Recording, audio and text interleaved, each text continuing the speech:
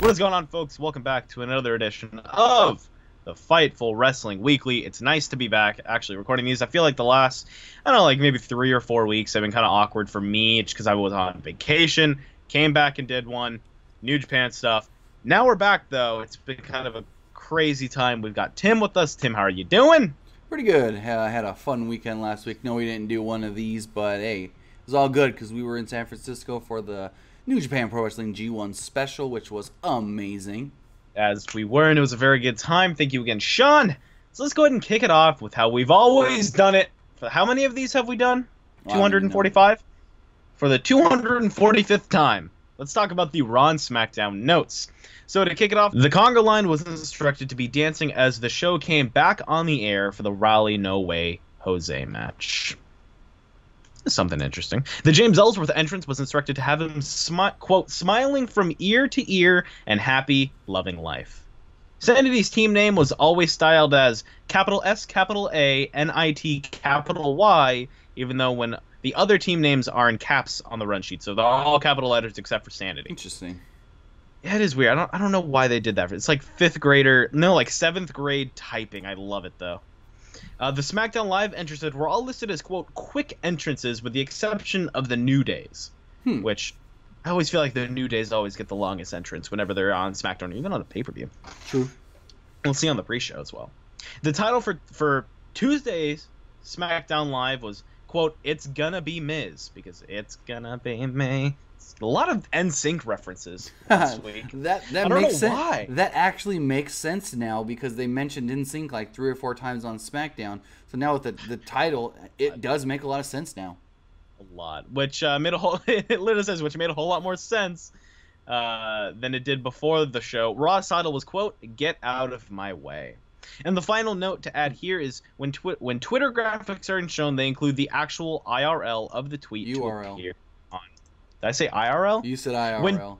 And the final note, when Twitter graphics are shown, they include the actual URL of the tweet to appear on screen. So those are just some backstage notes that we always like talking about. It's very interesting to see what goes on, past the TV, past right, what we developing get to see. developing the show and what kinds of things they basically like tell you do it this way or don't do it this way or just different. What's the word I'm looking for? Different, effective, directives. Directives, got it. Yeah, like so. For those that don't know, if you are an active moviegoer, Tim, when you go to the movies, are you a big fan of like getting there kind of early to see the trailers? I try to, for the most part. I try to as well. I always like seeing what's coming out. 2 movies have stuck out to me that are coming out very soon. Number 1 is Christopher Robin. I love when hell yeah. You were gonna say the F word, weren't you? Yeah, I was. And the other one that stuck out to me was the 350 Days, which is a film about professional wrestling. And Sean Ross Sapp has an interview with the man who had a hand in making the film. So we're going to send you over to that right now. Enjoy. Now, to shift gears a little bit, I was doing my research, and when you type your name into Google, not only does 350 Days pop up, but were you a cut man as well? Yes. I've been a boxing cut man for about 16 years professionally, and I've done exhibitions about 8 years prior to that. And as I always say, there's a lot of good cut men, but I was very fortunate, given an opportunity. I was around good boxing people in Marciano's gym. And when I was doing exhibition bouts, Lou Duva and Tommy Brooks would always come into Marciano's gym. They would come in with Pernell Whitaker and Trinidad and all these different Felix Trinidad, rather. So one day, Lou Duva come up to me and he said, what is your schedule looking like next Thursday night? He said, I could use you at Hammerstein Ballroom. And I said, well, I don't really do pro stuff. I'm an exhibition cut man, And he goes, I said, you got to talk to Jimmy Archer. He's like my mentor. He goes, well, I'm 3 steps ahead of you, and Jimmy Archer says you have his blessing. So it was really, really a big thrill that Lou Duva took me under his wing and he really treated me like a grandfather. Like, he was fantastic. I mean, I miss him every day. He died almost 2 years ago, and it's just even though he had a good long life at 95, you still never miss your pals, Yeah, I'd love to have our lead boxing writer interview you separately just about your days as a cut man. I think that's a really interesting approach. Oh, absolutely. I'd be glad to do it for you guys. The release of 350 Days comes at an interesting time because maybe even 5 years ago when you all started filming this, WWE Network wasn't around. And they would do a lot of home video releases. You'd see more theatrical releases for documentaries and things of that nature. Not so much anymore. You all are almost alone in the space for a pro wrestling documentary to release in this method. How do you think that will, or has it affected your approach at all, the advent of the network and the way that wrestling has changed just in the last 5 years in that regard? Well, even if you look at the network, right, they have some really good stuff on there, but they don't have what we have, right? I have some of the last interviews captured on film, like guys that passed away, like Jimmy Snuka, George the Animal Steele, Ox Baker, the Wolfman Willie Farkas, Angelo Savoldi, Larry Sharp. I really think we have something different that hasn't been done. Like, have you ever seen anything on the network that has fans, with the fans' photos orchestrating travel, luggage shots with the wrestlers carrying luggage from parking garages and stuff? We just think it's different, you know, and you're going to be surprised when you see this. I really think people are going to be blown away by it, you know.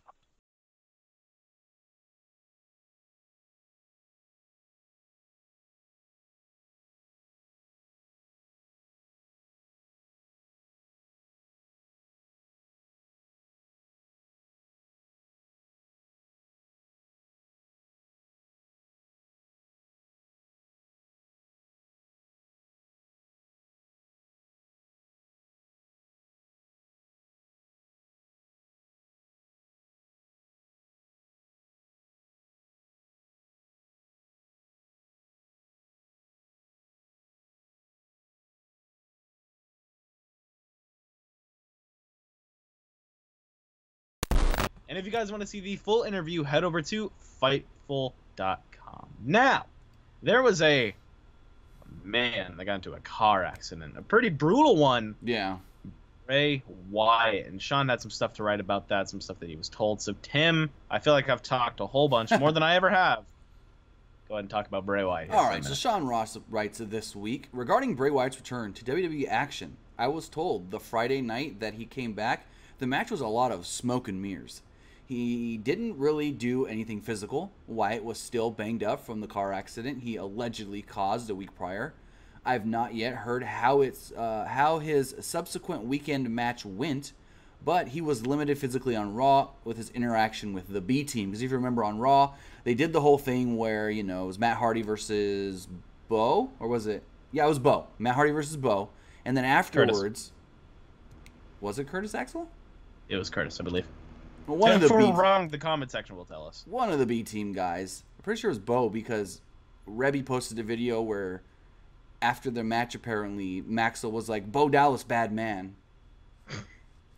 Anyways, if you he put on some yellow Oakleys and Bo Dallas goes, "I'm a bad man." That was a Rikishi reference. Anyways, so if you see the post match beatdown, Bray didn't really do too much. It was mainly Matt.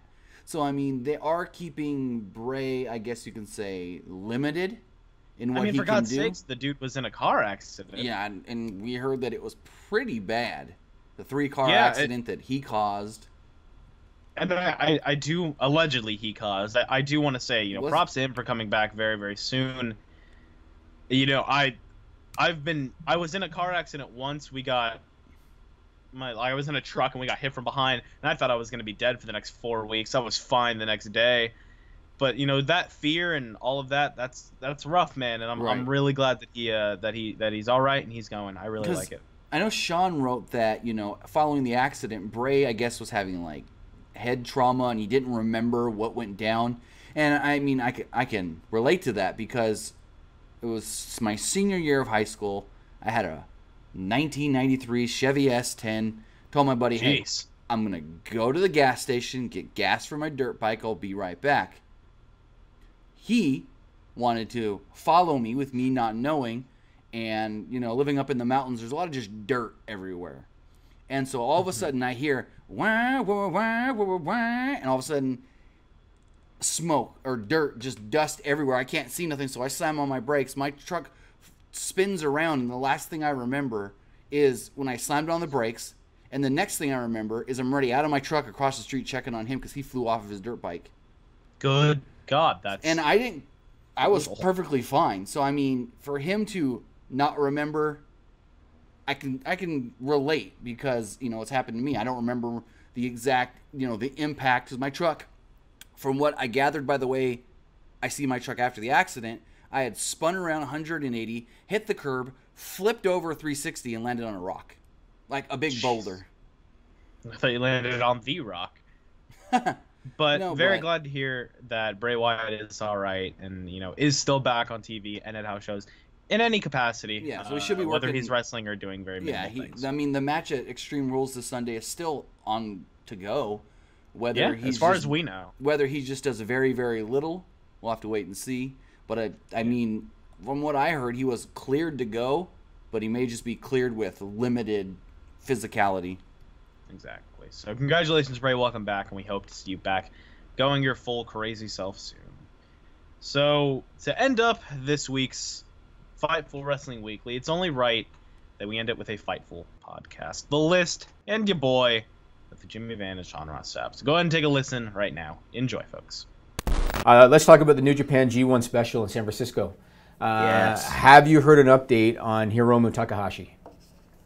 He's up, moving around, speaking, but from the time that spot happened, once I said, stupid spot. Speaking of WWE 2K, I first saw that. I saw it years before, but it kind of came back in the 2K game. It used to be a move that Kevin Steen would do on the indie circuit. It was the Phoenix Plex back in the day, and he called it Steenalizer, and now Dragon Lee's used it a couple times, specifically on Takahashi. But it's a dangerous move. Mm-hmm. It's a dangerous move when you hold on to it and pin a guy. Mm-hmm. It's even more dangerous when you heave them over your head, and they have no way to control it. They can't. None. You can't take a flip bump. You can't. Yep. You can get over as far as they get you over, and Dragon Lee didn't do a good enough job. Mm-hmm. This was scary. He looked like that guy who got served that slid on his forehead on the dance floor. It was fucking gross. It looked bad. It did. In case anybody missed it, so Takahashi, he defended the IWGP Junior Heavyweight title. He broke his neck taking that move, finished the match with a broken neck, defended the title successfully, walked out with the title, ended up in the hospital. I think it was Dave Meltzer that said that they think it was a broken neck. Pro Wrestling Unlimited just said that he's back in Japan. So okay, well that's good. So he was able to fly anyway. That's good. That's good. Yeah. Now this show, I've only seen highlights of the G1 special, but there's a lot happened on this show. So Kenny Omega beats Cody. They finally have their big match for the IWGP title. Then they got back together. Yeah. Afterwards. That was interesting. But you know what might have been the biggest story of the whole show aside from the Takahashi injury? The biggest story maybe of the whole show? Jim Ross taking a bump. There was just, between the co-main event and this main event, ooh boy, that was some good wrestling, because Juice Robinson came into an area where he was never really over, America. And he played the underdog babyface, had the broken hand, and Jay White just hasn't been over. That whole situation, bummer for Jim Ross. That whole situation, it was a heat-seeking match. It was a simple match. It was a really great match, my favorite on the show. And if everyone is to be believed, Jim Ross took that bump, and then Josh Barnett, thinking on his feet, chased down Jay White, which gave Jim Ross time to be checked on, covered for the dead air, got heat on Jay White, got Josh Barnett over. I'm like, man, if that is the case, that's as happy an accident as you can possibly have.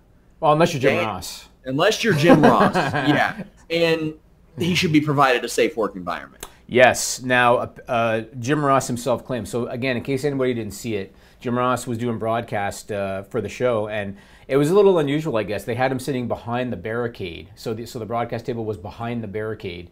And when Jay White suplexed Juice Robinson into the guardrail hit the table hit Jim Ross, hit him right around the rib area. Jim Ross basically went flying, thinks he broke a rib. And then, like you said, Josh Barnett helped save the dead air time. Jim Ross claims that he told management when he found out how the seating arrangement was going to be, he told management, make sure nobody's wrestling around the guardrail, because he knew the table was right there. Yeah. And they did it anyway. He claims that he's lost some bookings because of this, because now he can't do much with the broken rib. So he's understandably not too happy about it, Tough situation. He's under contract till January, and I was surprised that they renewed it this year because of his connection to WWE. I thought they put the kibosh on that. But apparently that's okay. But this isn't going to help the relationship, and they have another show coming up at the end of, September, I believe, for Fighting Spirit returns or something of that nature, and that will likely be on Access. So I wonder how this relationship will be handled. I mean, to be honest with you, I'm surprised that Don Callis and Kevin Kelly are not calling these shows. Yeah, and the fanfare towards JR has not been positive. No, it hasn't. He's not good. Yeah. In that environment with like not knowing the wrestlers, not knowing a lot of the moves. Yeah, he's just not good at calling New Japan, and he's had years at this point to become accustomed to it, and it may just be he doesn't have it for that type of role, that type of job. It's possible. And when you got Todd Kinley out there, you have Kevin Kelly out there, you have people who can call stuff. I mean, Tyler Valls, I think, is awesome. One of the guys that a lot of people in the mainstream don't know about. There are people that can call it, and to me, I get it. At first, Jim Ross was a bit of a draw to that show because he's a familiar voice. But I wonder how much of a draw he is at this stage, not. All things considered. Especially to that audience.